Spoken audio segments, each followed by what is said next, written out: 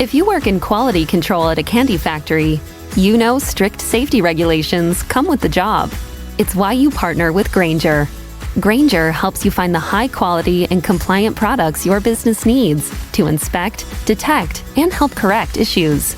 And the sweetest part is, everyone gets a product that's as safe to eat as it is delicious. Call 1-800-GRAINGER, click Grainger.com, or just stop by. Grainger, for the ones who get it done. Hey, warmer from the low. Welcome to lovely Las Vegas for Coast to Coast Hoops with myself, Greg Hoops Peterson, now part of the Beats and Family Podcast, and we've got an excellent podcast for you. It's joining me in segment number 2. It's going to be the one and only Justin Perri, who does such good work over at Chalk Value Bets.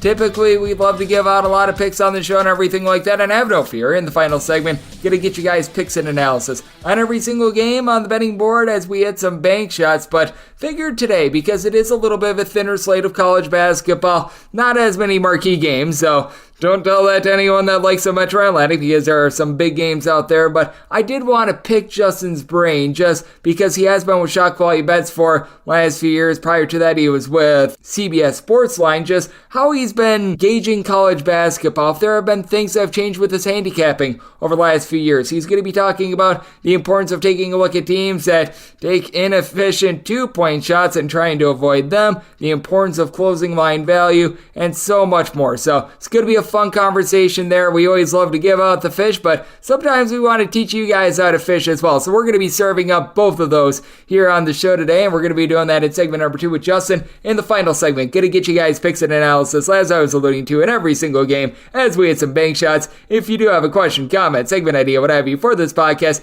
you do have one of two ways we offer those in. First one is my Twitter /X timeline at @unit_81. Keep in mind, letters EM, they mean does not matter, so as per usual, please do send these into the timeline. And the other way is find an Apple Podcast review. If you rate this podcast 5 stars, it is very much appreciated. From there, you're able to fire in whatever you'd like to hear on this podcast via that 5-star review. Did not get in any Twitter /X questions today, but we had a fun day of college basketball on Thursday and a little bit of cleanup to do from the Wednesday card as well. Let's take a look back at it. Try to find some trends and try to get to know these teams a little bit better. Games from yesterday is Greg buzzing about. Here is the rowdy recap. Because the Greg Peterson Experience is on VSiN, the Sports Betting Network, from 9 to midnight Pacific time. If you're looking Eastern time, that would be midnight to 3. I do have to do this in a little bit in advance, so not sure how the DK Network write-up finished up, but right now, because I had the under in Oregon State versus Utah, I will say, very good first half for that one. So hopefully we're all waking up to another winner, but for Oregon State, they literally went 10 minutes and change without a single point. You've heard of the movie Sleepless in Seattle. This was scoreless in Utah, 33-22. Utah leading at the half as Oregon State has went as cold as an igloo, 9 of 30 from the floor in the first half. Somehow, some way, 4 of 13 from three-point range. So hopefully we're going to be waking up to a winner on that one. But to clean up a little bit of what we saw late on Wednesday, we're mostly going to hit the Thursday results, as we did see on Thursday Minnesota go to 15-3 against the spread. By the way, I do need to point that out. They are a top 5 team with regards to cover rate in all of college basketball. They lose, but they cover against Michigan State 76-66. They tried to let this game go at the end as they were tied up with about 3 minutes and some odd seconds remaining before things slid away from them. But for Michigan State, they go just 3 of 12 from three-point range. For Minnesota, they lost a turnover battle 19-5, so that's why they lose this game, but did have Dawson Garcia be able to supply 22 points. And do keep in mind, for Minnesota, they were without in this game Elijah Hawkins, who is in the top 5 nationally with regards to assists per game. So that was very interesting. And what else was interesting late on Wednesday was one of your best cover teams in all of college basketball not being able to get the job done. Actually, 2 of your best cover teams in all of college basketball not getting the job done. Nevada, they lose. They do not cover against San Diego State 71-59. They were down double figures at the half, clawed it to within 2 about midway through the second half, and then in the end they were just unable to pull this one out. Or Nevada, just not like them. They did create quite a few, shall we say, mental mistakes in this one. They lose the turnover battle 14-12, and they got blasted on glass 44-25 as Jaden Ledee, 22 points, 12 rebounds for San Diego State, and Jay Powell off the bench, 8 points and 10 rebounds. He has not been utilized too much since coming over from Campbell, but that was big for them. You knew that Providence was going to be able to win the game against DePaul, but DePaul, if you look at KenPom numbers, is now outside the top 300. 100-62. Providence takes down DePaul. By the way, if you're looking at Nevada, they're now 11-6 against the spread after that loss. And after this loss, DePaul, it's hard to believe that they've actually covered a spread this year, but they're 4-12-1 against the spread thus far this season. As for Providence, a team that has been dealing with quite a bit of injury, they were without Bryce Hopkins once again in this one. They go 10-25 from three-point range, and DePaul was just an abject disaster, losing the turnover battle 19-8. They lose the rebound battle by 10. They go 4 of 17 from three-point range. They shoot sub 50% at the free throw line. Just utter sadness there, and also utter sadness if you're a fan of Arizona State. This team has been all over the place this season.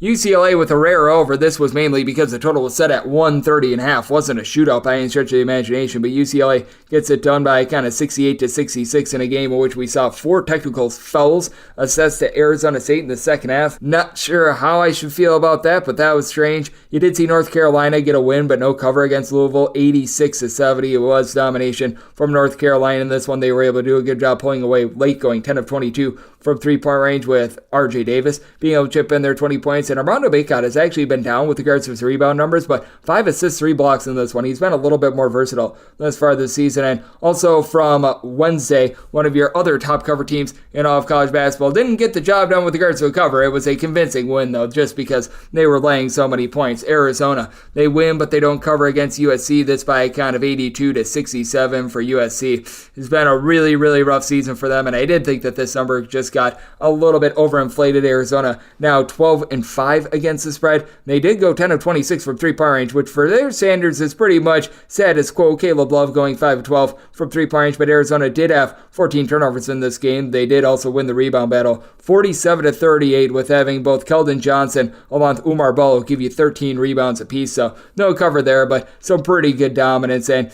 we did see some pretty good dominance from South Florida in the back half of their game against Memphis. Memphis was riding a 10-plus game win streak, and they go down 74-73, blowing a 20-point lead in the process. I can tell you, someone that was betting on South Florida in this game, I thought when they were down 52-32 that this game was done. But for South Florida, they go 10 of 30 from three-point range, and after Memphis went 19 of 30 from three-point range in their previous game, just 6 of 28 in this affair. Memphis loses a turnover battle 13-11, and off the bench, Selton Miguel, the hero for South Florida, 23 points, and how about Keshawn Pryor? 21 points, 10 rebounds. South Florida loses the rebound battle, but you'd think that they would get completely lambasted there. They would lose that rebound battle by 4, and they get the job done. Towson as a double-figure underdog, they get the job done outright on the money line, 82-78. They take down College of Charleston. As for Towson, they were really able to put some separation between they and Charleston in the second half in this one, and quite frankly, the game wasn't as close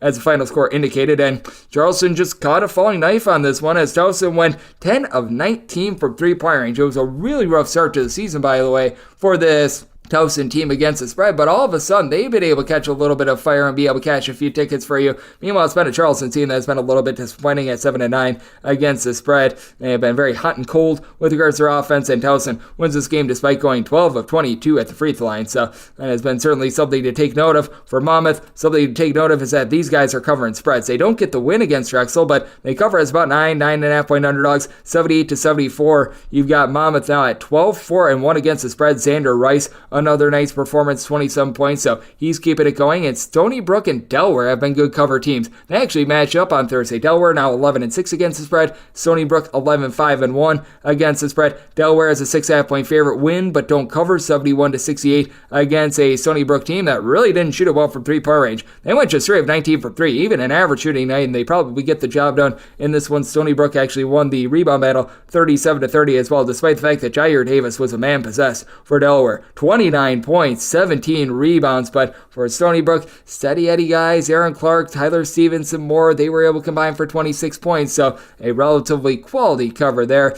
A team that's not been covering numbers for you has been Hampton, but they were able to get a cover against Hofstra as 18.5 point underdogs. Hofstra now 6-11 against the spread, which is strange. You've actually had this Hofstra team be one of your best against the spread teams in all of college basketball over the last few seasons, but Hampton able to hold in there. This was a number that got to north of 18, so so that had just gotten away from you a little bit too far there. And for Florida Atlantic, they were one of your best cover teams in all of college basketball last season as well, and they get the outright win against Wichita State, but they don't get the covers. Wichita State was actually leading by, I believe it was 11 at the half. They were up 42-31. South Florida able to come back, get the outright win, but not able to cover double figures, 86-77 the final. As for Florida Atlantic, this is just not the same defense that we saw last season. They allowed Wichita State to go 8 of 18 from three-point range, 56.5% from the floor. For Wichita State, they were doomed by turnovers. They lose the turnover battle 14-8, but for Florida Atlantic, they were bailed out by Elijah Martin. Be able to chip in there, 22 points, 9 rebounds. Going to be interesting to take a look at them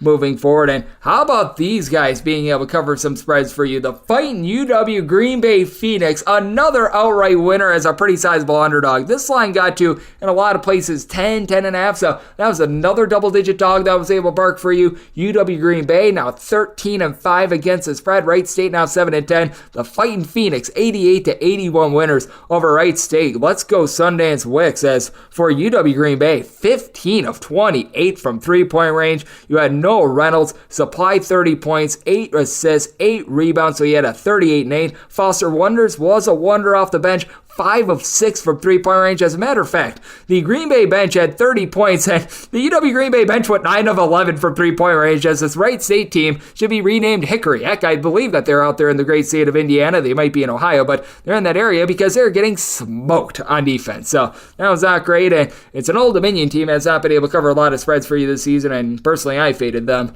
on Thursday. But Marshall, after leading at the half, they let this game just go completely down the toilet bowl. Old Dominion with a massive second half. They outscore Marshall 57-28 in the second half. They get it done by kind of 91-66 against a Marshall team that went just 7 of 32 from three-point range. Old Dominion wins the rebound battle. They win the turnover battle 15-7 as well. So an Old Dominion team has been very, very brutal all season long. They are now 4-13 against the spread. They were able to rise up and they were able to get that one done for you. And the team out there in the Sun Belt that has really been able to make you some money has been Troy, but they do not cover on Thursday. They go down to South Alabama. As I'm doing this game is just wrapping up as a pick'em, but for South Alabama, they were able to get the job done in this one. Right now, it's 72-66 as I do this with about 2 or so minutes remaining. James Madison still has about 90 seconds left in their game against Louisiana Monroe, but they're going to get the cover in this one to go to 11-5-1 against the spread. As I do this, they're up 86-62 in the final 90 seconds as James Madison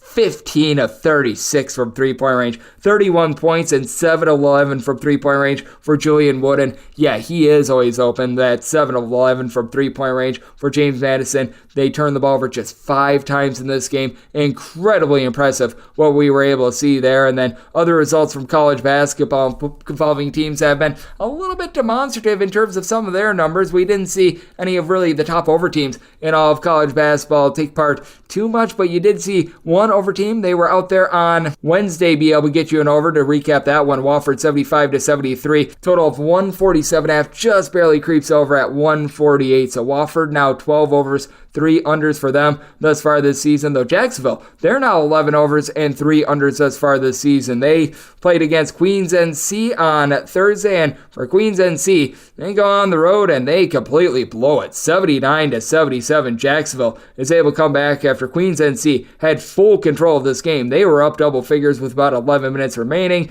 and then it just went straight down the toilet bowl for them. This was a closing total of 155.5. So this one just barely creeps over. And by the way, Oregon State was actually 11 overs and 4 unders going into Thursday. So hopefully for our sake, that's one that turned around on Thursday, but I found that to be very intriguing. And then if you're looking at top under teams at all of college basketball, Middle Tennessee has certainly been one of them, and we don't have the set result, but right now this is a game that is not seeing a lot of scoring. 32-23. UTEP is up with about a minute remaining in the first half. This was a closing total of 127.5, so with how low the total is, you don't want to be putting this one in the bag, but man, this Middle Tennessee team has just not been able to find their form. As I am doing this, they have had 8 made baskets and 15 turnovers in the first 19 minutes of the game. Now, UTEP, a very good team in terms of being able to generate turnovers, but boy, oh boy, this Middle Tennessee team, they have been a wreck all season long. And by the way, speaking of the whole Conference USA, you did see Liberty get a win, but no cover against Florida International. This by kind of 78-69. It's been a little bit rough for Liberty recently in terms of trying to be able to cover spreads. For Florida International, they go 9 of 27 26 from three-point range, and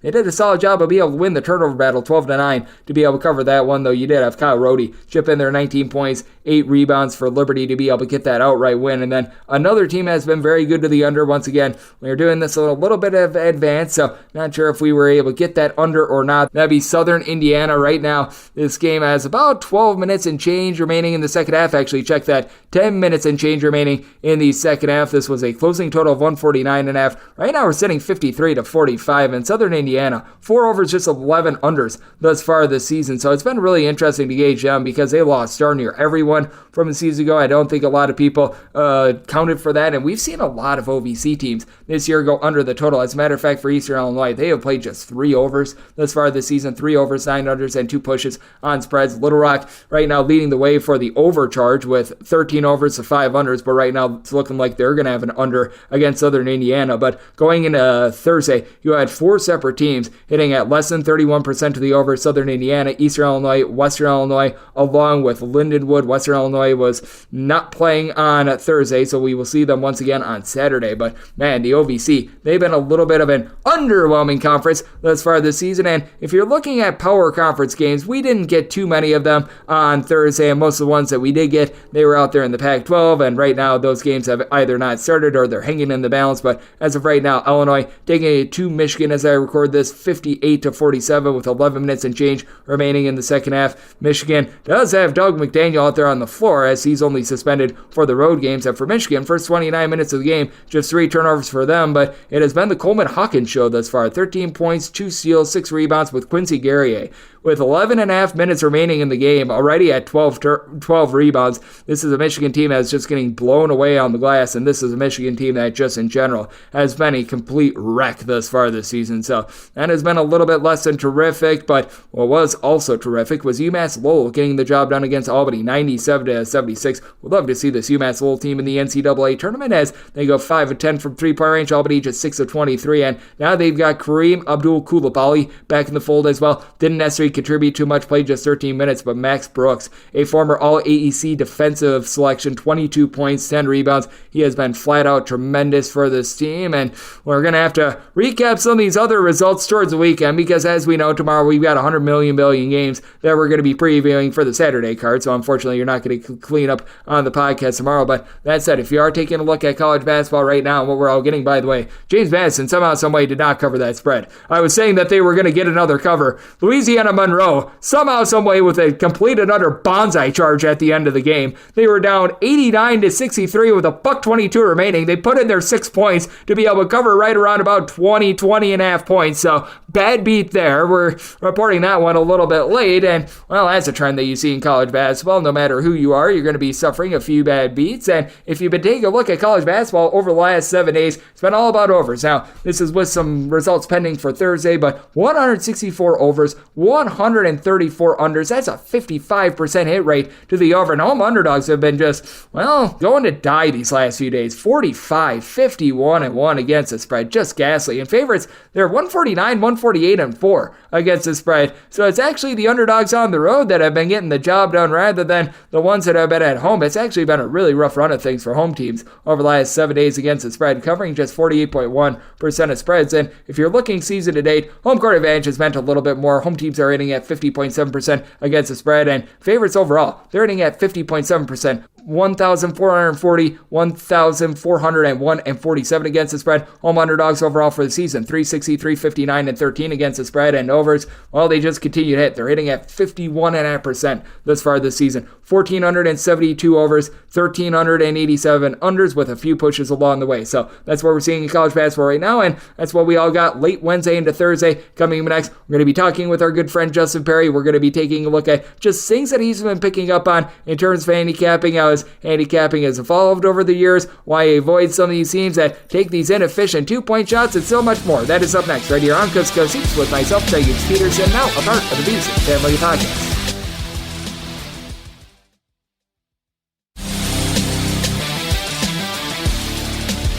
Back to lovely Las Vegas for Coast to Coast Hoops with myself, Greg Gibbs Peterson, now part of the VC Family Podcast. It is always great to be joined by this man, as Justin Perri. He does such incredible work over at Chalk Value Bets. Taking a look at this game that we all know and love. I know that he's been doing a great job in the park giving out his picks. If you're over there on TikTok, I mean, he's that simple enough. College basketball picks. You don't get a better handle than that. He does an absolutely incredible job taking a look at what we are seeing with our eyes and being able to just make some metrics out of it as well, being able to put numbers to what our eyes are seeing. You're able to follow him on Twitter/X at Justin Perri, and then the number 8. Last name is spelled Perri. And Justin, it's always great to have you aboard. Thank you. Greg, always a pleasure to be here. College hoop season in full swing. Halfway through January, a lot of fun results. I think it's been a great season to, pick and choose your spots on some underdogs. And, there's some fun teams right now. Trying to figure out who's going to win on any given night is definitely difficult, but that's why we love it so much. Yes, it is why we love it so much. And we have been seeing a lot of variance the last few days in college basketball. You just have some of these teams that sometimes they go 4 of 23 from three-point range. You have absolutely no idea what in the world happened. You bet on them and you feel really down. And how much do you think that you can find a lot of value just by being able to take a look at some of these teams that a lot of people are out on? Because there's a lot of people that now with the NFL regular season done, they're getting into college basketball. And when they get burnt once or twice, they are very quick to abandon these teams that maybe they just bet on an off shooting night or two. Yeah, that happens so much. There's going to be so many teams that have good and bad nights that you're just sort of going to play into a bunch of games where you just don't have a chance, or you didn't have a chance to lose, right? You're going to pick the right side, you're going to pick the wrong side. There's going to be plenty of bets that don't even come close to the closing line. And then there's going to be, those plays where it might feel like, all right, it was actually in the balance, like the way the teams played. One team wasn't ice cold, the other team wasn't, red hot. It was a little bit, I hate to say level, or fair, but like that's kind of where it's at. Like no team is either drastically under or overperforming. So you definitely need to have memory of a goldfish and also cast a wide net in college basketball so that you can have enough volume to experience that in a good way. If you play just a few games, the ups and downs can be very strong. And if you're playing a lot, you're going to feel, okay, those 3 or 4, I just had no chance. These 3 or 4, there was no way I was losing. But like those ones in the middle, I think are really interesting in terms of trying to find teams that people are sleeping on, just getting good value and hoping over the long term, the lines you get put you on the right side. Yep, absolutely. I think that is so important as well. And I think that you mentioned something so important as well, because so many people look at things being like, just all about picking winners and losers. And obviously you need to do a good job of handicapping these teams. But I think that bet timing and just the numbers that you take are so important as well. And I do think that it's something that just doesn't get stated enough by so many people, because everyone wants to look at, Team X is like 10-2 against the spread and Team Y is 3-10. But typically those are utilized with closing numbers. And if you see a 2 to 3 point line move, that team that might have gotten a loss against the spread, if you bet it early, you actually get a win. And I think that that's just such a big component of it as well. Not just the team that you bet, but also the number that you're betting. Beating the lines and getting in at the right time and getting the right value is going to win long-term in college basketball, right? Like when you can efficiently beat the line, it means that you're going to be getting the better price than the market over the long term. If you trust that it's an efficient market, line is the best line. And that means, over time you expect to gain value by beating the close. So obviously people are entitled to think whatever they want, but the numbers look really good this year. The market has been very efficient. Closing lines are doing their job. It's pretty close to like 50% on a lot of things right now. A couple weeks of maybe some overs the last few weeks, but that first surge of overs definitely balanced out. The surge of home teams hasn't really led to much. We've seen, away teams start to pick it up a little bit in conference play again, like they always do. That's good. That means that when you can find value in the market and then the market agrees over time, that you can trust your process. And so CLV, closing line value, is definitely something that you want to try to attain. People obviously do think certain things of it, and I understand. Like there's probably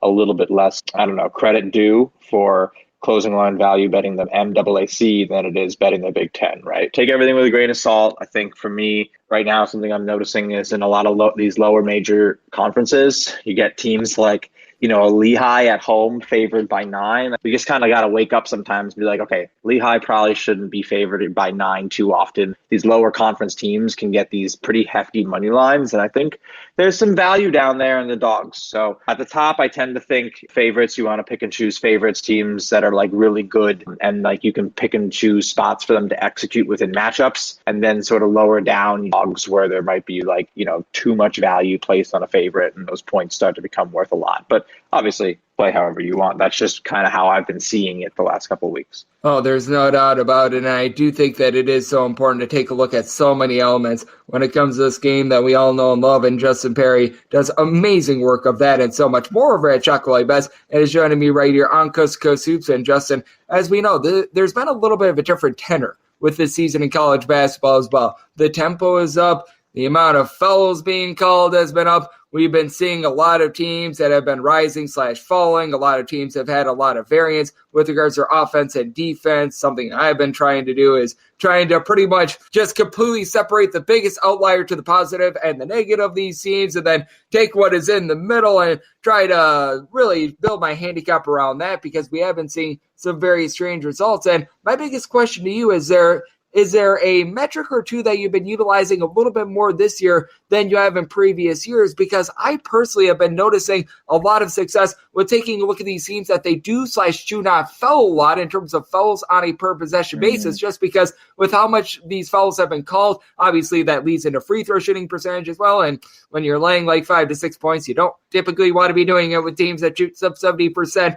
at the free throw line if you know it's going to be a little bit of a nip and tuck game. But has there been a few metrics that you've been utilizing a little bit more this year than perhaps in past years? It's a great question. Yeah, I think for me this season, I've definitely started to key in on a few of the fun, like proprietary stats we have over at Shot Quality. Look into the shot making and the shot selection. So I really like both of those. Those are literally like metrics. Like we rank the teams based on how effective their ability to take good shots is, and then how actually good the players are at making the shots compared to everybody else in Division One. I like to use that to start to really paint a picture of a team. When you have an effective offense with good shot selection, but bad shot making, that means that, okay, they're relying on getting good looks, right? You don't have guys who can just hit tough fadeaway jumpers. You don't have sharp shooters from 3 that are going to earn more points than expected regularly. But then the opposite can be true as well, right? So you can really pinpoint how a team plays by understanding shot selection and shot making using some of the shot quality data.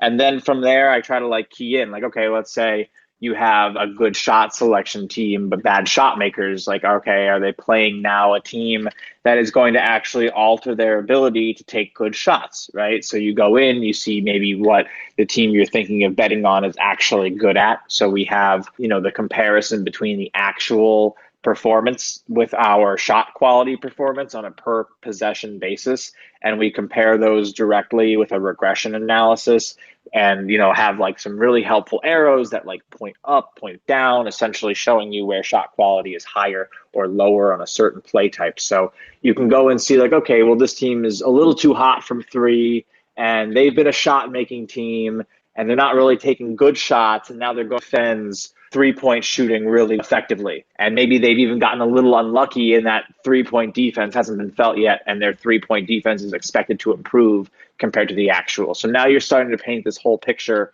around, how teams play, what the matchup is going to be built around. Start sprinkling in some frequencies, understanding how often teams really go to certain things. Okay, I'm evaluating, for an example, I pulled up Arizona's team stats page. They have some really interesting looks. This Arizona team, one of the top teams in shot quality right now, 45% of their possessions are finished at the rim. That's the 22nd highest in the nation. So that really skyrockets their shot selection. They are in the 93rd percentile in shot selection, but their shot making is 100. So if you're looking at Arizona and you start thinking about how they're going to look in the tournament, and all of a sudden they're going to run into a team that maybe forces them away from the rim and forces them to take some tough jumpers, they're still pretty good at shooting the mid-range, but they're probably not very comfortable doing it. And there's not exactly anything that they're terrible at, but you start to understand all right, if you're going to disrupt Arizona, it's probably going to come from the rim and stopping them from getting there. So you can really start to paint a nice picture through using these shot type frequencies and the, very key stats that we have, the miscellaneous key stats around the team's performance to get a different look. I think being a little different in a very saturated market can be valuable to collect data and evaluate, figure out what's working and maybe what's not. And I'm so glad that you bring that up, because something that I think is just so important in college basketball, and it's something that I always pride myself on, is Justin Perri, who does great work over at Shot Quality Bets, joining me right here on Coast to Coast Hoops, is taking a look at everything matchup by matchup, not necessarily being like, okay, I've got this team power rated at an 85, this team power rated at an 80, which, if you know about power ratings, the team that is rated an 85 should be about a 5-point favorite on a neutral court compared to the team at an 80. I do think that you need to go a little bit further than that, because perhaps that team that is rated an 85, they match up really well against that team that is power rated an 80, and it should be north of 5 and vice versa. Sometimes the underdog, they just pose for a big matchup nightmare against that team, and it should not be a 5. How important do you think that is? Because I feel like there's been a lot of people that have had a lot of success with that model in past years that are now getting burnt as a result. Yeah, matchups are going to matter a lot. And you definitely, it's built into our shot quality model when we make our projections, right? So we go through those team stats and we use those, tendencies and strengths at those shot types to really key in on a little bit more like a matchup based calculation rather than, all right, this team's rated 78th in shot quality and this team's rated 34th. Like, how does that work? If you're new to shot quality, or if you're not new to shot quality, there's not too much talk about it as a rating system. Obviously, like, we have ratings, but it's not a power rating system. So I wouldn't go in there and say, okay, well, the number one team should beat the 200 team this much. Like, we are not evaluating how good and effective teams are. We're doing it how good and effective we expect them to be based on their shots taken on the court, right? So it's a little bit different. We're modeling something that can, have a little bit more nuance to it. I mean, look, it has the same problems, right? Like, when you evaluate blowouts on final scores, you might get the wrong idea, right? When you evaluate blowouts using shot quality, you might get the wrong idea. It's tough. You need to go a little bit further. You need to look further than just, the two numbers on the screen that attempt to personify the entire game. There's obviously a lot more underneath. So it's not easy. We'd all be recording these episodes from a beach, Greg. But, it's definitely a new edge. And I think it's fun to try to figure out where you're really gonna run into some success and maybe what isn't worthwhile in terms of accounting for. There's a lot of really cool stuff in terms of our record luck and how we sort of look at teams' wins and losses. You're going to come in on shot quality, you're going to see some things you can't even, you're like, what? Like, why is this team in the 100s when the rest of the world's rating them in the 50s? We like to think over time we get more of those calls right than we don't. There's some really interesting mid-majors right now for sure that are kind of up and down on the boards, but we'll see every year. This is only for 5 years of shot quality even really being a discussion topic within college basketball. And I think it's been a lot of fun helping to sort of build it out and develop some of these strategies and communicate about what you can actually do with it, because I think people are still just uncovering the potential, myself included. Yep, absolutely. And I feel like as we get more and more data, as we just find out more about how to be able to utilize these advanced analytics, much like we saw the sabermetrics boom out there in baseball, it's going to lead to just the way that we view college basketball being a little bit differently. And I do think that that's an interesting discussion point as well. How have you been viewing college basketball just a little bit differently now as compared to before shot quality? Because I do feel like now that we have this advent of shot quality, now that we do have a little bit more of the metrics feel, I'm able to go into just taking a look at these games with my eyes, taking a look at the box score, and being able to decipher a little bit more, okay, this was actually real. When this team shot 9 of 40 from three-point range, they were just getting really well guarded. This was a deserved 9 of 40. The defense was really strong, whereas other times a team will go 13 of 25 from three, and you'll be like, yeah, that was correct. There was absolutely no defense being played whatsoever, so I do agree with that. I feel like I'm able to do that a little bit better, but what has changed for you with regards to shot quality and how you do view this game? Yeah, I think it's really interesting. I've become kind of like a rim and three purist. So I've created this hatred for the mid range. When teams I bet on are settling for mid range shots, I've turned the game off if I'm watching it. That's kind of what's been the change. But in terms of approaching it statistically, what I love about shot quality and what it's really allowed me to do, I think, is have a better understanding of games that I didn't get to actually watch entirely or see a lot of, or the low major games that sometimes aren't even available on the broadcast. And so, I'm studying the shots that were taken, and what we have at our fingertips now is the location data of the defenders and the attackers that, we can essentially use to determine if shots were guarded. And then so you can get a grade on, okay, well, this team shot, 9 of 12 on guarded threes tonight. And it's like, all right, it's really good. That probably doesn't happen. And maybe they shot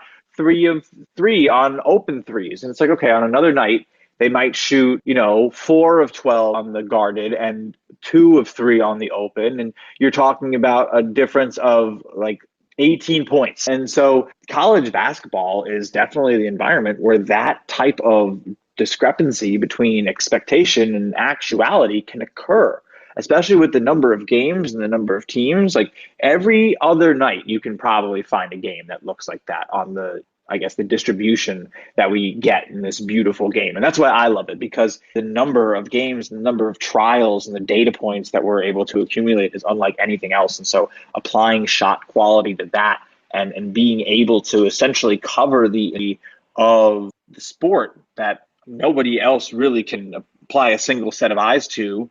I mean, maybe except for you, Greg. But, it's tough. And shot quality allows you to have a look like you're watching it, without actually having to do so. So I can go tune into how SWAC games have gone and see those guarded stats and see if they took good looks or bad looks without, actually having to spend the time watching film. And it allows me to, apply my edge a lot further, a lot faster, a lot more effectively, and with more confidence. So expected data is everything. I mean, I use it everywhere in baseball too. The minute I heard about it in basketball, it completely shifted my approach. And I was lucky enough that I was talking about it a little bit over a sports line, and they hit me up and they were like, we'd love for you to come and help us talk about it too. So it's now my second full season with the company, and it's going great. We're doing this live stuff now. We finally built the live model where we know the shot quality score based off of play-by-play data, a little less accuracy and precision, but it's still been really great. And the live betting show's been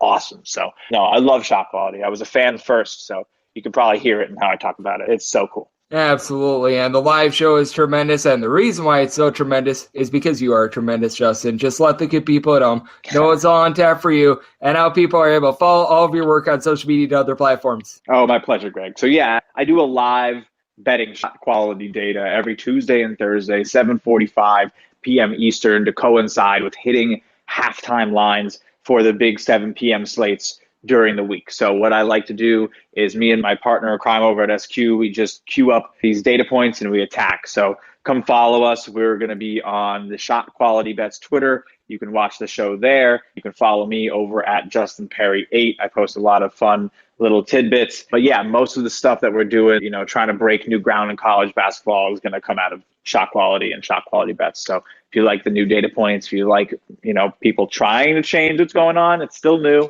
It's still new. We're still figuring everything out. But shot quality, man, it's the future, I hope. Yep, I hope so as well, because you guys do an absolutely amazing job taking a look at this game that we all know and love and make a little bit more sense out of something that sometimes it does feel a little bit senseless, but a man that does such great work on this front is Justin Perri. It's always great to be able to get him aboard. Big thanks to Justin for joining me on Coast to Coast Hoops, now a part of the VSiN family podcast. And coming up next, it is that time of the podcast. I give you picks and analysis on every game on the betting board for this college basketball Thursday as we hit some bank shots.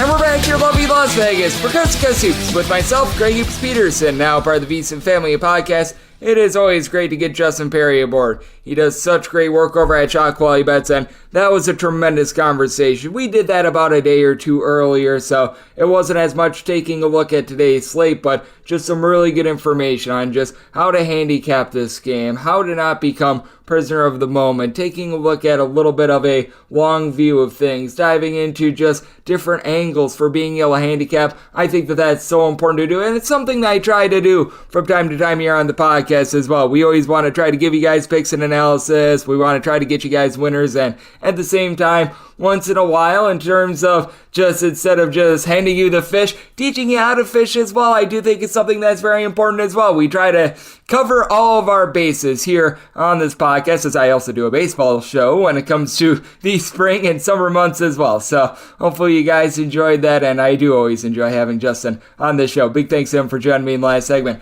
Now it is that time of the podcast. I give you picks and analysis on every game on the betting board for this college basketball Friday as we hit some bank shots. Most financial establishments close at a certain time, but not here. It is time for a side and total on every game on today's betting board bank shots.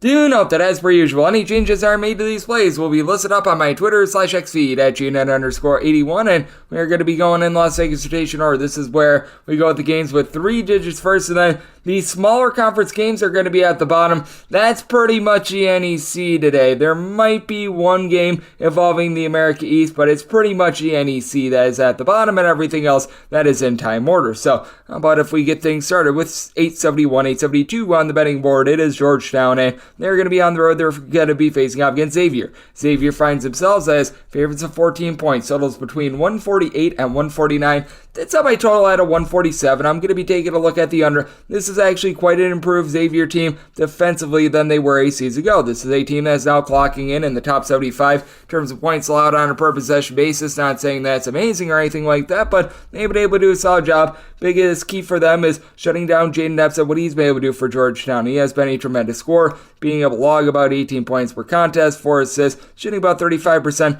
from three-point range. So we have been seeing that three-point shooting dry up just a little bit with him. And when it comes to Xavier, this is not a team that's necessarily amazing on the glass, but Abdul Usman has been very tremendous for the team, giving you about 9 or so points per contest, but he gives you 6+ boards, comes in from North Texas, a really good defender, being able to give you about a block and a half down low. And this is a Georgetown team that they are very much getting gashed defensively. This team is well outside the top 175 in terms of points allowed on a per possession basis, but they do cut off the three-point arc quite well. They're about 103rd in all of college basketball with regards to three-point shooting percentage, and really other than Supreme Cook, who, great name by the way, he's been able to do a tremendous job for this Georgetown team of giving you about 8 or so boards per contest. You really don't have a ton down low, so they do need to do a good job with their backcourt. And Xavier, they themselves are in the top 55 nationally in terms of opponents' three-point shooting percentage, so even though Xavier does play a little bit more up-tempo, they've been able to do a solid job with that regard. But I'm going to be willing to lay up to 15 in this spot, because while this Xavier team only has one guy that gives you north of 5.2 rebounds per game, you do have all 5 of your top 5 scorers giving you at least 4.2 rebounds per game. Davion McKnight, so well-rounded, 10 points, 4 boards, and it's a Xavier team that really struggled with their three-point shot towards the beginning part of the season. Now they're shooting as a collective about 35% from three-point range. Not going to call it amazing or anything like that, but it certainly has been kicking up for the team. Quincy Alveri, Desmond Claude, these two guys have been able to combine for in the neighborhood about 33 points per contest, so I do like the way that they've been able to pump things up towards the middle part of the season. And this is a Xavier team that is scoring about 9.8 points more per 100 possessions at home rather than in a road/neutral court environment. And this is a Georgetown team that they certainly have been having their issues away from home. They're averaging about 19.4 points fewer per 100 possessions rather than when they are at home. And I do think that turnovers are going to be a little bit of an issue with this total as well. Xavier, not too bad at being able to take care of the ball. 12 turnovers per contest. Georgetown, a little bit north of 13 per contest. And really outside Jaden Epps, you're looking at Dontrez Styles giving you about 13.5 points per contest. He's been a very hit-or-miss scorer with 11 points or fewer in each of the last 4 games. And this has been a Xavier bunch that has been able to do a better job with their offense recently. 74+ points in 4 of their last 5 games, but also have allowed 71 or fewer in 4 of their last 5. So I did set my line at 15. I'm going to be willing to lay with Xavier and made my total 147, so also looking under. 873, 874 on the betting board. VCU is going to be playing us to St. Louis. St. Louis is an underdog of 8.5 points, and total on this game is anywhere between 148 and 149.5. Did set my total 145.5. I'm going to be looking at the under.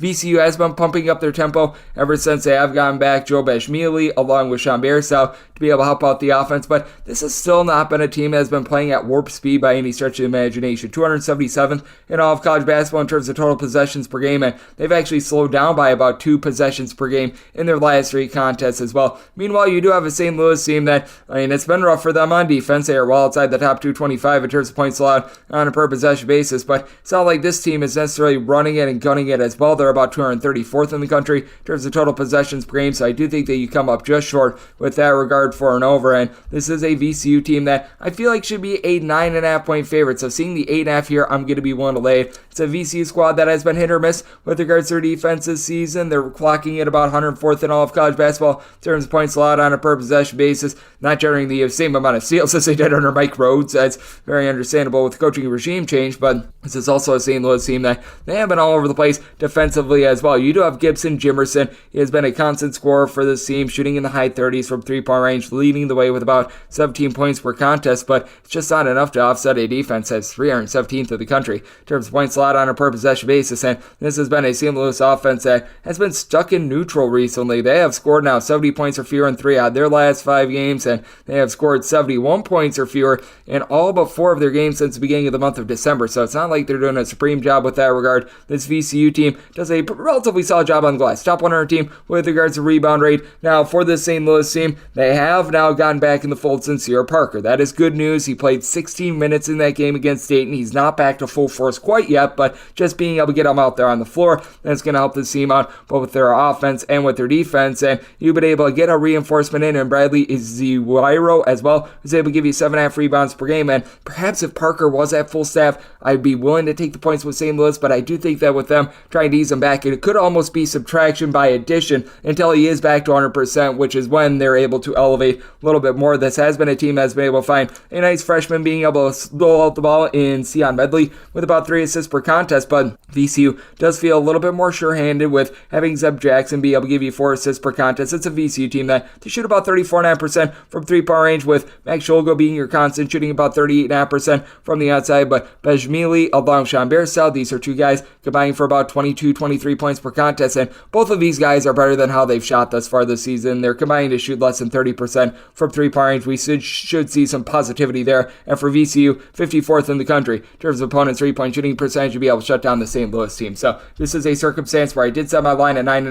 going to be willing to lay the 8.5 with VCU, and did set my total 145.5, 2 relatively slow teams, and a St. Louis bunch is not doing their part with regards to these totals, so looking at the under and going to be willing to lay it with VCU. 875, 876 on the betting board. Niagara, it's a road face-off against Rider. Rider is a favorite of 3 points. Totals between 148 and 149. Did set my total at 144. I'm going to be taking a look at the under. It is a Rider team that, well, they have not been doing a great job with their 3-point shooting. Rider is shooting well below 30% from 3-point range as a collective. They're outside the top 300 nationally, but that said, they are going up against a Niagara team that they have been giving it up from 3-point range as far this season. 262nd in all of college basketball with regards to opponents' 3-point shooting percentage. Ironically enough, they've been better on the road than they have been at home. Allowing opponents to shoot 29.3% from 3 on the road compared to 42% at home. I do think that we should see that level out just a little bit, but this is a Rider team that they're starting to get a little bit more going from 3-point range. They themselves, with regards to their defense, about 200th in all of college basketball with regards to their 3-point shooting defense, but where I do think that Rider is going to be able to win this game, and a big reason why I did set them as a 4-point favorite is down low. You've been able to get this team to be able to do a solid job on the glass. You've got someone like a Tariq Ingram who comes in from Wake Forest, who's been able to give you 6+ rebounds per game, and then Murphin James. He's the most versatile player out there on the floor in this game. He's been able to give this Rider team 20 points, 7 boards, part of a Rider team that ranks in the top 95 nationally with regards to rebound rate. Now, for Niagara, Harlan Obiana has a 7-footer that's able to give you about 7 rebounds per game, but past that, you really don't get a lot of rebounding with this team. For Niagara, overall, they're clocking in 219th in all of college basketball with regards to rebound rate. Now, Niagara has been a relatively solid 3-point shooting team, and they do have a nice advantage there. You're still waiting for Kawayne Marble, the transfer from Wyoming, along with Loyola Marymount, to get it going. He just has not been himself since the 2020-21 season. 7.5 points per contest. So I will say, on a low volume amount of shots, he and Dre Bullock both shooting 45% from three-point range for a core Niagara that is in the top 35 nationally with regards to three-point shooting percentage. It's just a Niagara team that typically you expect them to play some solid defense under Greg Paulus. They are speeding things up a little bit. They're still well outside the top 200 in terms of total possessions per game, but they're playing faster. And for Niagara, 305th in all of college basketball with regards to points allowed on a per possession basis. And again, one of the strangest splits I've ever seen. They're allowing 11.3 points fewer per 100 possessions in a road/neutral court environment rather than at home. That is the biggest split in all of college basketball among teams that have played at least 2 games, both at home and on the road. And I point that out because a lot of these SWAC teams just don't get a lot of home games in general. But that said, this is a Rider team that in terms of points allowed on a per possession basis, they've been a little bit of a funky bunch team as well. 270th in all of college basketball, allowing 17.1 points fewer per 100 possessions when they are at home. You've got Luke Bumblelow for Niagara is able to shoot about 37.5% per distance, 10.5 points per contest, and then Ayo Menza is able to give you 5.5 boards, 40% three-point shooter to help out the main scorer for this Niagara team, and Ahmad Henderson the second. But I do think that the X factor here for Rider, TJ Weeks, way that he's been able to put the ball in the basket, 10 points per contest, now shooting 35% from 3. 3 weeks ago, this guy was shooting sub 25% from three-point range. So I do think that in the end, with the way the Rider has been able to bump things up with their three-point shooting and the way that you've just got no defense whatsoever being played by Niagara, it's been a big giant fall off there. 72 plus points surrendered in each of their last 3 games. Meanwhile, you've got a Rider team that they've been able to do a relatively solid job with their defense. If you look at regulation and regulation only in that game against Canisius, they have given up now 65 points or fewer in 2 of their last 3 games. I do think that Rider going to be able to keep things a little bit lower scoring, and I just flat out don't think you get enough possessions for this game to go over. Fully recognize that Niagara is playing faster, but so outside the top 200 in terms of total possessions per game. This is a Rider team that's hovering right in that neighborhood of about 120th with regards to possessions per game. So did set my total 144, looking under, and with Rider, I'm going to be willing to lay up to 3.5 with them, set them as a 4-point favorite. 877, 878 on the betting board. St. Peter's hits the road to face off against Fairfield. The Stags find themselves as 3.5 to 4-point favorites, totals between 134 and 134.5. With Fairfield, I did set them as a favorite of 5 points. So here at a 3.5 to a 4, I'm going to be willing to lay the number. It is a Stags team that has really bumped up their tempo. They were outside the top 320 in terms of total possessions per game a season ago. Now they're in the top 150, and you've got Jasper Floyd, who's one of the more versatile mid-major players in all of college basketball. 10 points per contest, which doesn't sound like a ton, but leads the team with 6 rebounds per game, leads the team with 4.7 assists, 2.4 steals per contest. This guy is just absolutely everywhere. For a Fairfield team that is now shooting north of 78% the free throw line, they're shooting 36.2% from three-point range, all while turning the ball over about 12 times per contest, which is relatively manageable. Fairfield, now a top 140 team in terms of points scored on a per possession basis, has been a big dramatic turnaround for them. Meanwhile, you're going up against the St. Peter's team that they are now within the top 50 with regards to points scored on a per possession basis, but they are a top 100 team with regards to their defensive efficiency. And with St. Peter's, their main form of offense is not necessarily the first shot. They shoot sub 31% from three-point range, but the St. Peter's team does a good job of just mauling you on the glass to be able to get second chances. 29th in all of college basketball with regards to percentage of missed shots that result in an offensive rebound and in a road/neutral court environment. They're a top 10 team in all of college basketball in terms of being able to grab an offensive rebound on a missed shot. So I do think that that's going to be very important. And this is not like it's a St. Peter's team that has like one guy down low that's giving you 15 rebounds per game or anything like that. Their leader in rebounds is actually Michael Hoagie, who's been able to give you about 6.3 rebounds per game. Not necessarily the tallest guy in the world, gives you about 10 points, 6.3 boards, and shooting a whopping 19% from three-point range for a St. Peter's team that is relatively slow tempo. They turn the ball over 13.3 times per contest, but you've got Corey Washington, Latrell Reed. These guys have been able to give about 25 points, 9.5 boards, 2.5 steals. They both shoot 35% from three-point range, so some nice stat sheet suffers there. And then Mohamed So down low is able to give you a few rebounds as a little bit of a designated guy on the glass. But I do think that for Fairfield, what they've got in the backcourt with Caleb Fields, Bryson Gudine combining for 28 points per contest. Gudine shooting 47.5% from three-point range is going to be big against the St. Peter's team that has been able to do a solid job with their defense all season long. For the St. Peter's team, they are 57th in all of college basketball with regards to opponents' three-point shooting percentage. But I just don't think that they're going to exploit the fact that Fairfield's main kryptonite at home home has been allowing opponents to shoot 37.8% from three-point range, and this is a Fairfield team that I think is going to be able to do just enough down low to be able to get this one done. You've been able to get about 5.5 or so rebounds per game out of Lewis Bleachmore, who's really been able to come on strong as a bit of a 6'6" do-it-all sort of player. So it is a circumstance where I'm going to be willing to lay the points with Fairfield, making them a 5-point favorite. And this is a Fairfield team that, even though they're playing much more up-tempo this year, in past years, they have played super slow. They are adapt to these sorts of games. So I did set my total at a 131. I'm going to be looking at the under and looking to lay it here with Fairfield. 879, 880 on the betting board. Siena is going to be playing us Quinnipiac. Quinnipiac does find themselves as 4-point road favorites. And your total on this game, it is 144 to 146. And did set my total at 147. I'm going to be looking at the over for Siena. They've got all of a sudden a little bit of scoring pop now that John Duru Gordon is in the fold. He was a two-time transfer that was barred from playing at the beginning part of the season because of the NCAA's tomfoolery, but ever since he's come into the fold, he has been a walking bucket for the team. In 6 games, 25.8 points, 8.8 boards on 36% three-point shooting. Now, the Siena defense has really not come along for the ride ever since he has been in the fold, as his team has been just getting completely smoked. 71 plus points surrendered in all but one of their games with him in the fold, and they've given up at least 75 points in all but 2 of these games as well, which is why I do think that this is a higher scoring game. I'm going to be taking a look at the over, and this is a Quinnipiac team that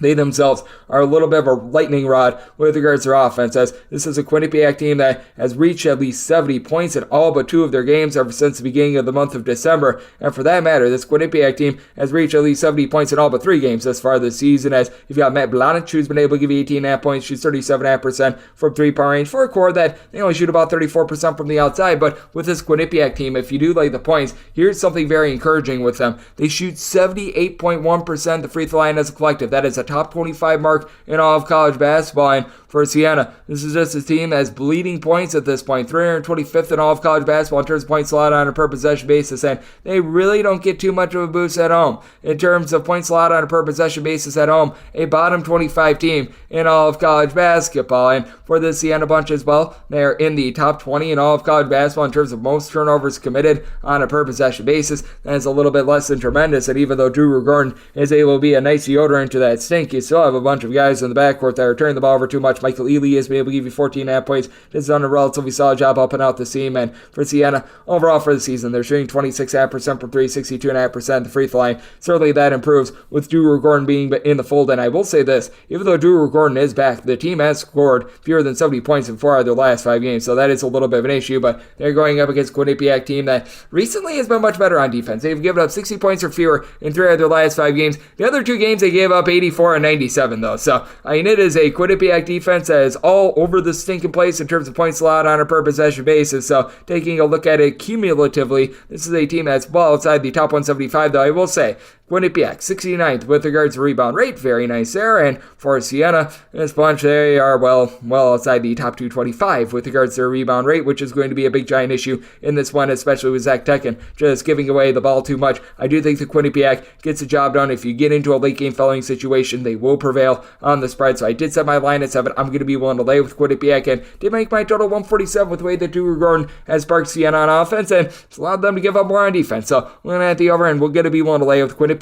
Now you get my DK Network right to pick 881, 882 on the betting board. Mount St. Mary's is going to be playing us Marist. Marist has find themselves as an underdog of 3 to 3.5 points. Your total on this game is 132.5 to 133.5. I made Marist a 1.5 point favorite. My write-up is officially going to be on the spread just because this write-up is going to be up when there's no money lines available. But that said, for myself, I am going to be taking a look at the money line on Marist. So whether you decide to take the 3.5 points money line, that is your call personally, but I am going to be on Marist and I'm going to write up Marist just on the spread for this one, but I personally am going to be taking a stab on the money line. It is a Marist team that has just been so tremendous with regards to their defense, a top 25 team in all of college basketball in terms of points allowed on a per possession basis, and this is just a stylistically an absolutely horrible matchup here for Mount St. Mary's, because with Mount St. Mary's, their main kryptonite has been holding on to the ball. This is a bottom 30 team in terms of turnovers on a per possession basis. As a matter of fact, are 351st in the country in terms of turnovers on a per possession basis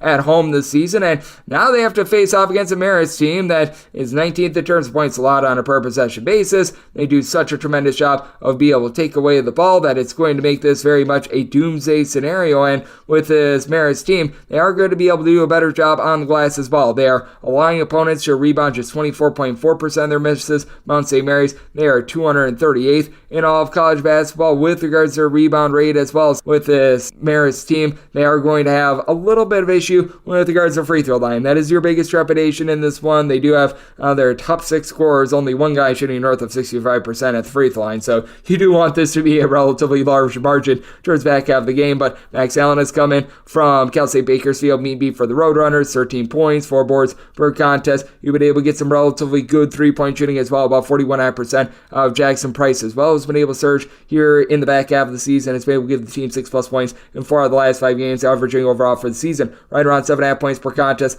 Marist does a good job taking the air out of the ball outside the top 250 in terms of total possessions per game. And for Mount St. Mary's, this is traditionally a slow team that has sped up, which is why they've had so many turnovers. They're shooting about 32.5% from 3-point range as a collective. You've got one player that is giving you north of a point per contest that is shooting above 34.6% from 3-point range, and it is a Mount St. Mary's team that, to their credit, they're a top 100 team with regards to their opponent's 3-point shooting percentage, doing a nice job locking it down there. But Joey Cordelia is the only guy on the roster that's giving you north of 4.5 rebounds per game, 4.7 boards per contest. Dakota LeFew has been able to do a nice job giving you 17.5 points per game, but he's won from playing off the ball, shooting 38% from 3 to now shooting 34.5% from the outside. And other than Deshane Montgomery, you don't have a single player for the Mount that's giving you north of 12 points per contest. I do think the Mariners, a team that has just been so rock solid with their defense all season long, even though they have lost 4 out of their last 5 games, they have still given up 66 points or fewer in 4 out of those last 5 games. This is a Marist team that I believe has allowed north of 71 points just twice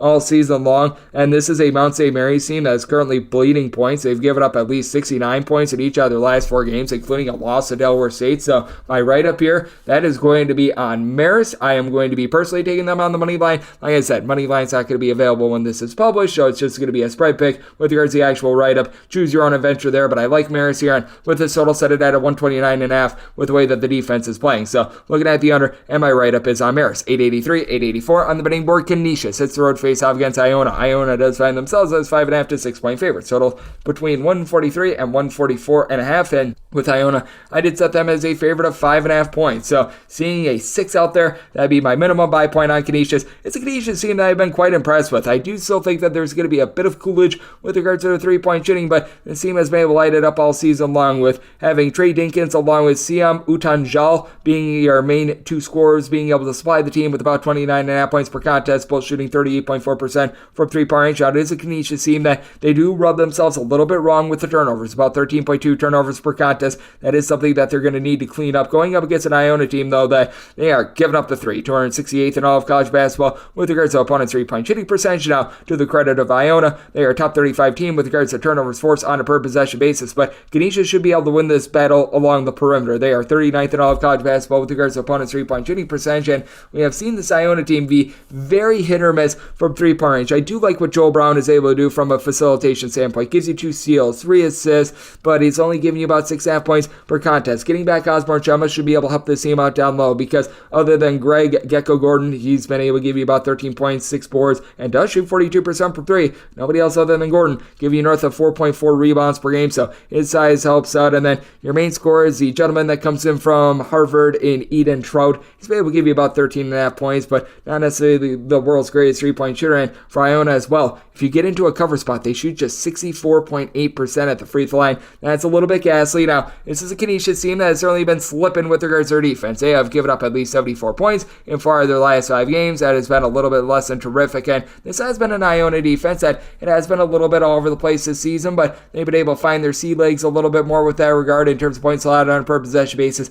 Iona is clocking in right around about 148th. They don't get too much of a bump at home. They're only giving up about 3.5 points fewer per 100 possessions at home rather than in a road/neutral court environment. And this is a Canisius team that has been able to travel quite well this far this season with regards to their outside shooting. They give up about 6.5 points more per 100 possessions when they're away from home. That's not too bad. And for Canisius, I do think that they do a solid job down low with Frankie Mitchell being able to give you 13 points, 10 boards. Should be able to win that battle down low, even with Iona getting back Osborne Chema. It is an Iona team that enters having having given up 70 points or fewer in 4 of their last 5 games, but again, struggling quite a bit with regards to their offense. This team has scored 73 points or fewer in 3 out of their last 4 games, so I do think that Canisius going to be able to hold in this game. I did set my total at 147.5. Iona is a relatively mid-tempo team, and I do think the Canisius going to be able to bump up the tempo just a little bit in this spot. Recognize that they've struggled a little bit with their offense, but I do think that this is a game close enough for late game felling, so looking at the over, and willing to take 6+ here with Canisius. 885, 886 on the betting board. Toledo, it's a road face-off against Central Michigan. Central Michigan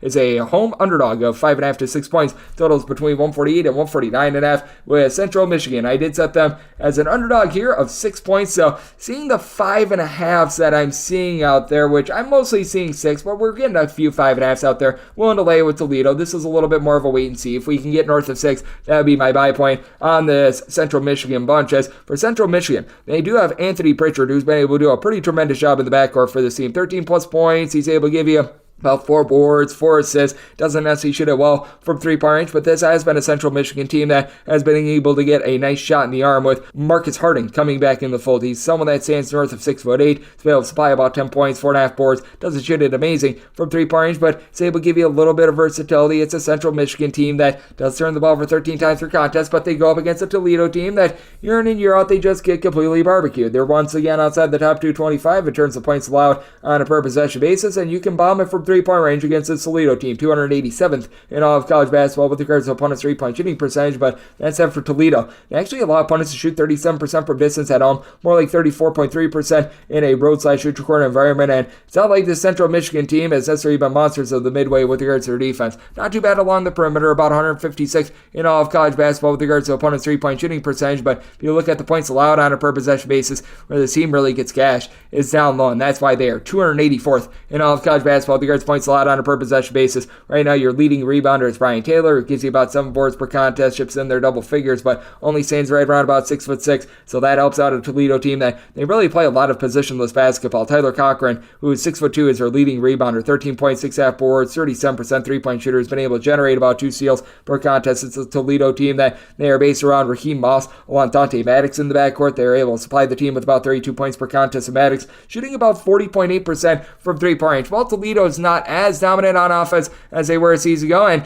really hard to be considering last year they were number 1 in all of college basketball in terms of points scored on a per possession basis. This has still been a relatively impressive bunch. It's still a bunch that ranks in the top 75 nationally with regards to 3-point shooting percentage, so this is a Toledo team that should be able to go out there and they should be able to supply the boom with that regard. And it's a Toledo team that on the road they still shoot 37.4% from 3. That is the exact same percentage that they do shoot at home in terms of road 3-point shooting percentage. That is a number that clocks in the top 45 in all of college basketball. So Central Michigan, I do think, is going to have their hands full there. I do think that for Toledo, you're going to get just enough out of some of those ancillary scorers like a 12.5 point per game scorer in Javon Simmons to be able to get the job done in the spot against a Central Michigan team that has been a little bit wobbly. And credit where credit is due for Toledo. Doesn't sound like much, but 75 points or fewer surrendered in each of their last 4 games. Meanwhile, it is a Central Michigan team that, to the credit of themselves, they've been able to get to at least 70 in 3 of their last 4 games. So this is a circumstance where I'm going to be willing to lay up to 5.5 with Toledo. Did set my total at 152. I think that both of these teams look to gun it a little bit more, so looking at the over and going to be willing to lay up to 5.5 with Toledo. 887, 888 on the betting board. Kent State is going to be playing us at Akron. Akron finds themselves as a 1-point road favorite with your total 142.5. I did set Kent State as a 2-point favorite. Going to be looking at them. I'll ride on the money line. Kent State, it just felt like was playing too fast for their own good out of conference. They were a team that, towards the beginning part of the season, you were finding them in the top 75 in terms of total possessions per game. And this is a team that they're not necessarily going to be playing at a snail's pace or anything like that, but if you just take a look at the way that they've been playing in conference play, they've been playing at a pace of about 4 possessions fewer in conference rather than when they were out of conference. So I do find that to be very intriguing, and that's part of the reason why I'm going to be taking a look at the under. It's not like you've got an Akron team that's looking to grip and a rip it. They're about 272nd in all of college basketball with regards to total possessions per game, and this is an Akron defense that isn't quite what it was when Ali was there the first time around, but him being back in the fold has certainly been able to elevate this Akron team. For Ali, he's someone that stands 6'8". He's been able to supply 16 points, 3 assists, currently only shooting about 25% from 3. Last time around at Akron 2 seasons ago was about a 40% 3-point shooter, but you've got Enrique Freeman. Freeman is right now in the top 3 in all of college basketball with regards to rebounds per game, 18.5 points, 13 boards, shooting 33% from 3-point range with a block and a half per contest, but needs some help from his friends because he is the only guy on the roster that gives you north of 3.3 rebounds per game, and he's going to have his hands full with Chris Payton, the transfer that comes in for Pittsburgh. He's done a nice job logging 14.5 points, 8 boards. He's got some versatility, being able to supply a 35% clip from three-point range. It is an Akron team that still is relatively solid on glass. They're about 105th in all of college basketball with regards to rebound rate. Kent State, they're more in the pocket of about 162nd, but with this Kent State team, even though they're not quite what they were last season in terms of generating turnovers, you can tell that they are missing sincere carry with that regard, and they themselves are turning the ball over about 13 times per contest. You saw someone in Giovanni Santiago's now starting to find its sea legs with regards to being the main ball handler. Last year, he was playing off the ball, shot 38% from three with about 7.5 points per contest. Scoring has remained the same. He has been supplying about 4.2 assists per contest, and early on in the season, the turnovers were quite costly for this team. Now he's been able to hunker down. 9 turnovers over the last 5 games. Very good sign, even though scoring is a little bit down. It has gotten other guys into the fold, like a Von Cameron Davis, who's been able to give you about 12.5 points, shoots 43.5% from three-point range, 14 plus points in 4 of the last 5 games. His added efficiency has allowed him to be a little bit better. Now, this team has been dealing with a little bit of an injury to Silveron Hornbeak. He's been out really since Christmas, but we still have plenty of guys that are able to do a relatively solid job down low of banging, and on top of that, you've got Jalen Sullinger in the backcourt. He's able to shoot 41% from three-point range, supplying this team with about 2.5 assists per contest. It is a Kent State team that is giving up the ARP a little bit more than a season ago. Kent State 331st in all of college basketball with regards to opponents' three-point shooting percentage, while this is an Akron team that they themselves are about 143rd with regards to opponents' three-point shooting percentage, but pretty big drop-off when they're on the road, allowing opponents to shoot 34.7% from three away from home compared to 30.7% at home. And I do think that Kent State starting to find that defense that was so good for them a season ago. So I did set my total 140, looking at the under, and set Kent State as a 2-point favorite. So taking Kent State as a home money line underdog to go along with this total under 889, 890 on the betting board. Wisconsin plays those to Indiana. Indiana does find themselves as a underdog of 11 points, and your total on this game, you're going to be getting it at a 144.5, and did set Wisconsin as a favorite of 9 points. I think we've went a little bit too far. I'm going to be willing to take the points with Indiana now. It is a Wisconsin team that ranks in the top 40 nationally in terms of points scored on a per possession basis. Matter of fact, a top 30 pace with regards to points scored on a per possession basis, but Wisconsin does leave themselves very open on defense and giving up threes. 267th in all of college basketball with regards to opponents' three-point shooting percentage. Now, it's an Indiana team that really has been allergic to defense all season long, but they don't do the world's worst job of being able to guard the three-point arc. They're about 155th with this regard. It is an Indiana team as well outside the top 160 in terms of points allowed on a per possession basis. That has been quite brutal for Indiana. Now they finally are able to get back in the fold. Xavier Johnson, and I recognize that he has not been good since he has been back, but at the very least, they had like Trey Galloway as like the only guard out there. So at the very least, now they've got 2 guards for Mr. Xavier Johnson over his last 3 games since he has been back. This is not good, to say the least. 9 turnovers of 4 points.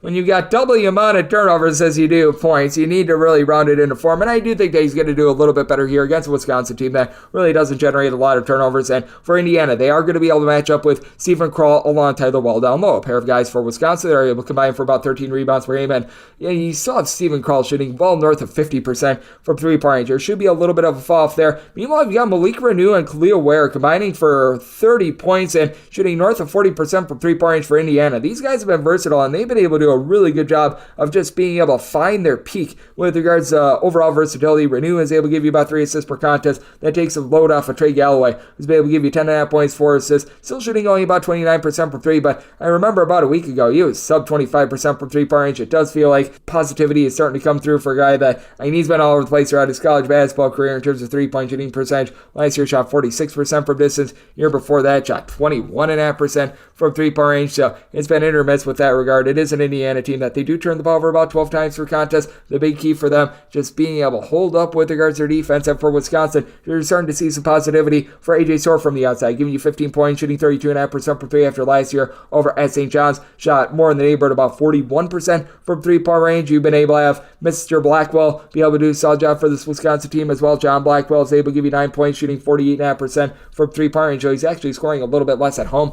rather than in a road/shoot-record environment. And I do think that this is such a fascinating game because you've got a Wisconsin team that, once again, they're not playing super duper up tempo. You've got an Indiana team that is relatively mid tempo as well, but just with the way that Indiana is getting completely cooked on defense, and Wisconsin, they themselves are outside the top 120 in terms of points allowed on a per possession basis. It's a Wisconsin team that they value every possession, so even though they don't get a ton of possessions, they make them all count. I do think that you're going to get a higher scoring game in this one, especially with the fact that Wisconsin has been able to get to to at least 71 points in every one of their games ever since Christmas. And for that matter, for this Wisconsin team, they've gone to at least 70 points in every one of their games since Thanksgiving. I mean, that is just absolutely insane. So I did set my total at 145. I do think that there's a chance that this game is close enough for late game falling, so you're at a 144.5, looking at the over, but going to be willing to take anything north of 9 here with Indiana, set them as a 9-point dog. This is the last game on the normal Las Vegas betting board before we hit the extra games. 891, 892, Colorado State plays us UNLV. UNLV does find themselves as underdogs of 7 points, and your total on this game is 145.5. Did set my line at 9.5. I'm going to be willing to lay it. It was certainly off-putting to see Colorado State have to go to overtime against Air Force a few nights ago, but this is a bunch that they should be able to find their sea legs against a UNLV team that has been far improved on defense ever since both of the Moon brothers have been in the fold, though. It does feel like they're starting to get figured out a little bit more. They've now given up 72 plus points in 3 of their last 4 games. It is a UNLV team that overall for the season is outside the top 175 in terms of points allowed on a per possession basis. So kind of speak enough about how much Keelan Boone has been able to elevate this team defensively, giving you about a block, 6 boards, 10 points per contest, and he's able to shoot in the mid-30s from 3-point range. Last year actually shot 41% from the outside. It's a UNLV team in which a whole is greater than the sum of its parts. They're still looking to get Jalen Hill back in the fold as he tried to return for that San Diego State game. He is now back out of the fold, so that's been a little bit of an issue. But you've got Luis Rodriguez, who's able to give you about 13 points, 7 boards, 2 steals per contest, and it's a UNLV team that last year's steals was their lifeblood. They're starting to get back into that a little bit more, but this is a Colorado State team that is in the top 25 in terms of offensive efficiency, points scored on a per possession basis, and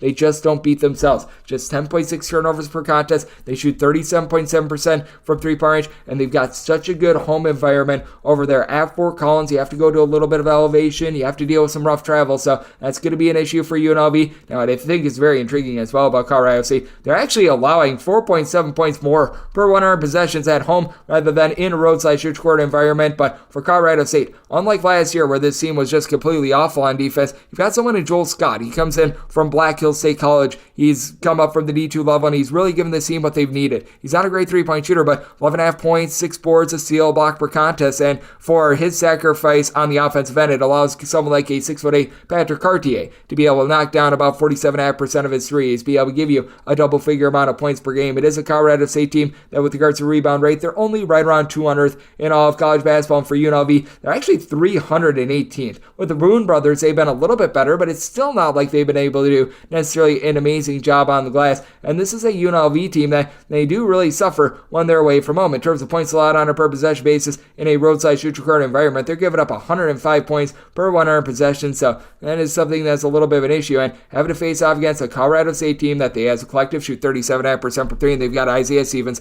giving out 7.2 assists to 2.5 turnovers per game while shooting 46.7% per 3, darn near 18 points per contest, and a Colorado State team that at home they are generating right around about 9.3 points more per 100 possessions rather than in a roadside shoot court environment. I do think that UNLV is going to be really up against it, and to top it all off, UNLV not doing a great job of being able to guard the 3-point arc as well. They are 230th in all of college basketball with regards to opponent's 3-point shooting percentage. So I did set my line at a 9.5. I'm going to be willing to lay it with Colorado State. Neither of these teams are necessarily super duper up tempo, and I do think that for Colorado State, they're going to do an okay job of being able to guard the arc, be able to hold this UNLV team to a lot of one and done possessions, as this is a Colorado State team that, while they've got their defensive, shall we say, woes, I do think that they do a solid job holding up here. So it is a spot where I'm going to be taking a look at this total under, and with Colorado State, going to be willing to lay up to 9 points. Now we hit the extra games. The normal betting board picks are complete, but there are some extra games today, so we go into the bonus. 306-541, 306-542. It is Fairleigh Dickinson. They hit the road. They're facing off against Stonehill. Stonehill finds themselves as home underdogs of a point, and your total on this game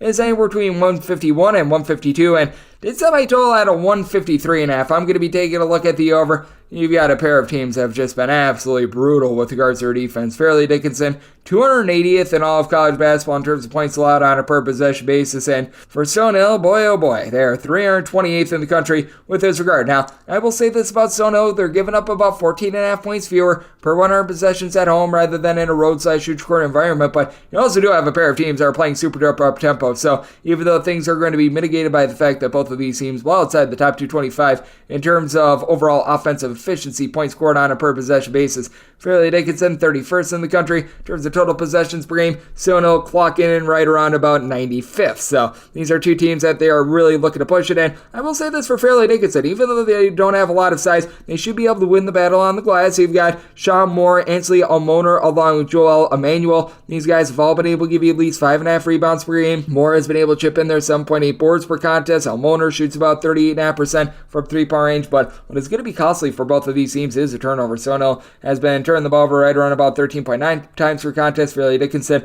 about 13.5 turnovers per game, but I do think that Tony Felder might be the most efficient guard out there on the floor. 12.5 points, 3 assists, so 1.8 turnovers per game. I do like what I've seen out of him, and I do think that that's going to be a big difference maker in this game. Even though Stonehill comes in just 2-17 straight up, and it has been an almighty slog for them, I'm going to be willing to take them in the spot. It is a Stonehill team that, by the way, in regulation, because last time these two teams played, it actually went to overtime. They played about a week or so ago. Fairleigh Dickinson won the game 81-74. That was a game, though, that in regulation it was about 64-64. I do expect much better shooting in this game. It is a Stonehill team that has been a little bit better with that regard, and the reason why Fairleigh Dickinson won this game is that they were at home. They went 34-42 at the free throw line, despite the fact that they went just 5-17 from three. Really, both of these teams shot below 30% from three-point range. That should be going northward. Both of these teams have been ghastly with regards to guarding the three-point arc. Fairleigh Dickinson, 293rd in all of college basketball. You've got a Stonehill team clocking in 266th, and for the Stonehill team, I do think that you're going to get quite a bit more moving forward out of, for one, Max Zagorowski. In that game, he had 13 points, went 5 of 6 from the floor, and you've been able to get double figures as well out of Jackson Bengini, who's been able to log about 12.5 points per contest, shooting 39% from the outside. He's been able to do a solid job being consistent for this team, 12 plus points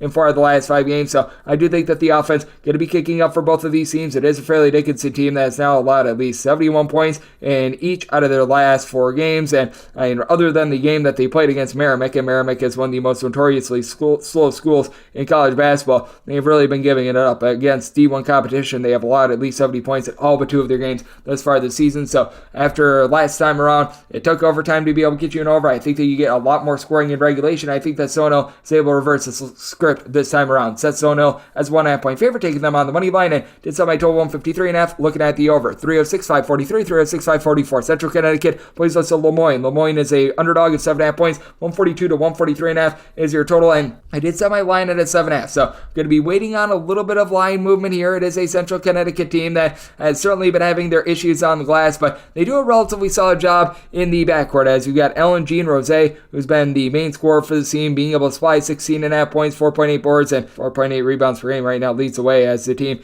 is, as a collective, shooting about 31.5% from distance, but he shoots 40% from three-point range. And then Kellen Amos, Jordan Jones, they do a nice job of being able to help out in ancillary ways. They combined about 3.5 steals, 6 assists, 24 points per contest, with Jones shooting about 34% from three-point range, going up against the Lemoyne team that they have been a bunch has certainly been giving it up, with the Lemoyne in terms of points allowed on a per possession basis, clocking in 279th in all of college basketball. And in a roadside corner environment, they are giving up 10.7 points more per 100 possessions rather than at home. They go up against a Central Connecticut team that is actually giving up about 2 points more per 100 possessions when they are at home rather than in a roadside corner environment. But both of these teams are really going to struggle on the glass. I was talking about Central Connecticut and their lack of rebounding. Well, they now get to go up against a Lemoyne team that's 339th in all of college basketball. With regards to their overall rebound rate, you've got Kaim Cleary, who at 6'6" has given you 5.7 rebounds per game, and he's the only guy in the roster that gives you north of 4.5 boards per contest. Luke Sutherland is about 6'6", 6'7". Ian Cleary actually combined to shoot about 39.5% from three-point range with 28 points per contest, and it's a Lemoyne team that they're not too bad with their offense. They are only turning the ball over about 11.9 times per contest.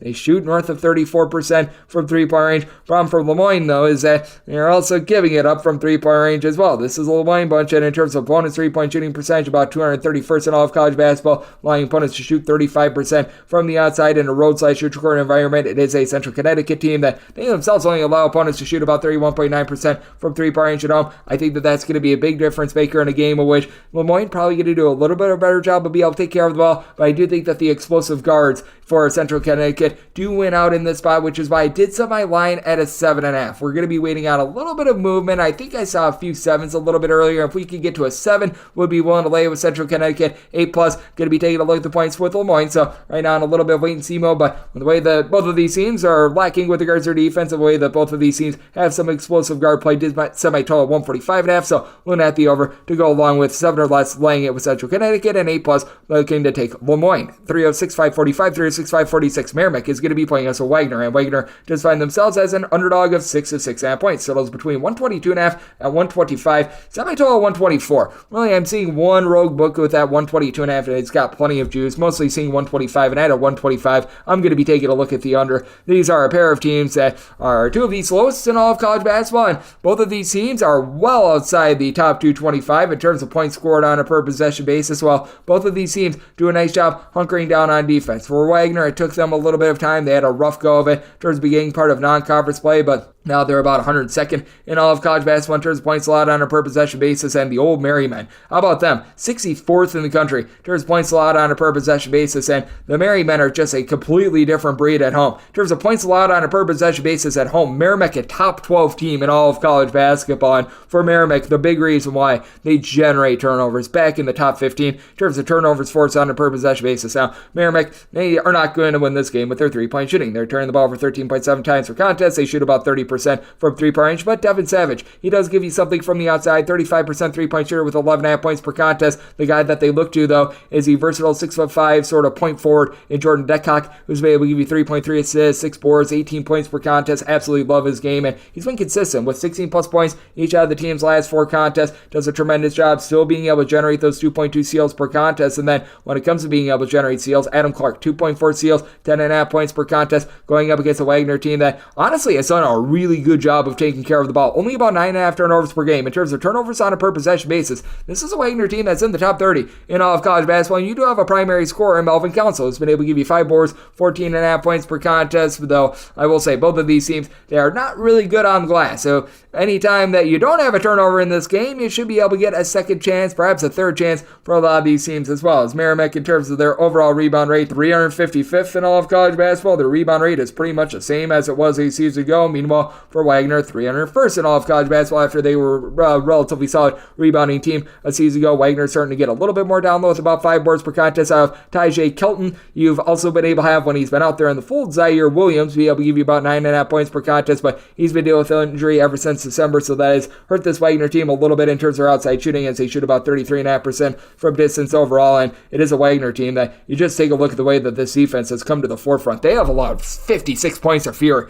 in each of their last 5 games, and when it comes to this Wagner bunch, they have allowed north of 70 points once in now their last 10 games. They have really been batting down the hatches, and north of 72 points just twice all season long. I think that you're in for a low-scoring slog, even though Merrimack has been a little bit better with their offense. They've been able to exceed the 70-point plateau in 2 of their last 3 games. Doesn't sound like much, but 66+ points in each of their last 3 games, but I think that you see a slow-down slog, but with Merrimack, they're just a completely different breed at home, willing to lay up to 7.5 with them at home. Semi-total 124, so also looking at the under, and we wrap things up with 306-547, 306-548. St. Francis of Pennsylvania plays us at Long Island. Long Island, an underdog of 2.5 points. Total on this game between 140.5 and 142.5. Made my total 143.5, so I'm going to be taking a look at the over. It is a Long Island team that is starting to find a little bit more with their offense. This defense, it is still getting relatively smoked, though. 283rd in all of college basketball in terms of points allowed on a per possession basis. We'll say this for LIU, by the way. They're actually giving up a full point less per 100 possessions when they are on the road / in a neutral court environment rather than at home. And for St. Francis of Pennsylvania,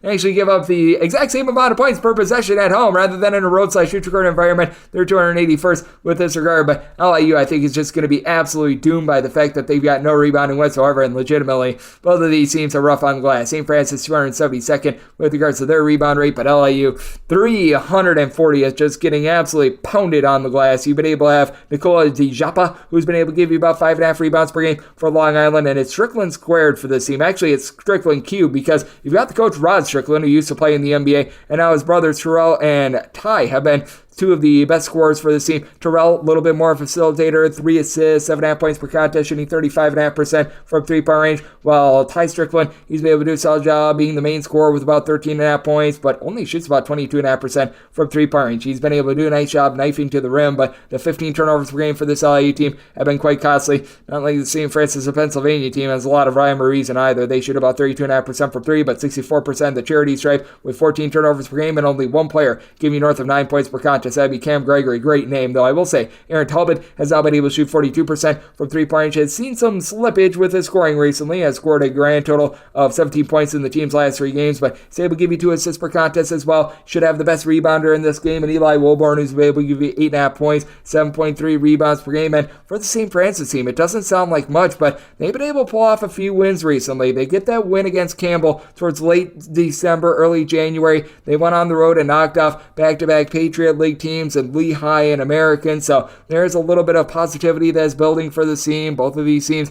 certainly getting cooked defensively, but I do think that with this LIU team actually being a team that does a relatively solid job of being able to guard the three-point ball, LIU is a top 60 team with regards to opponent's three-point shooting percentage. That is going to cause the St. Francis team that does really struggle with regards to the perimeter to knife the ball inside, and I actually think that that's going to play right into the favor of the St. Francis team, because while LIU does a great job of being able to guard the arc, 330th in all of college basketball with their opponent's two-point shooting percentage. Meanwhile, it's the St. Francis PA team that, down low, it's not like they do a great job defensively, but they're more around 295th with regards to opponent's two-point shooting percentage. I think that both of these teams are going to find a way to be able to approach 70 points in this game. I do think that you get a little bit of late game fouling, so set my total 143.5, looking at the overhand, 1-8-3 with St. Francis, and that'll wrap things up for the Friday edition of Coast to Coast Hoops, now part of the VSiN Family podcast. If you do like what you're hearing from this fine podcast, Coast to Coast Hoops, you're able to subscribe wherever your podcast, Apple Podcasts, Google Play, Spotify, Stitcher, and TuneIn. If you have a question, comment, segment idea, what have you for this podcast, you do have one of 2 ways we offer those in.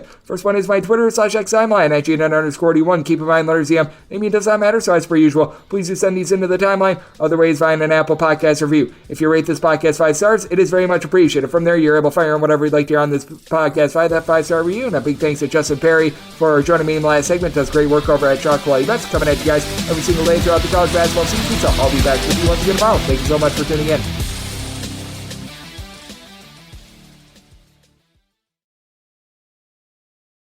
For the ones who get it done, the most important part is the one you need now. And the best partner is the one who can deliver.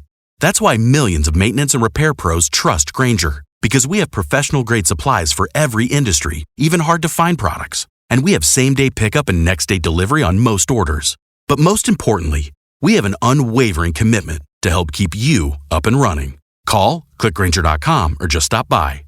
Grainger, for the ones who get it done.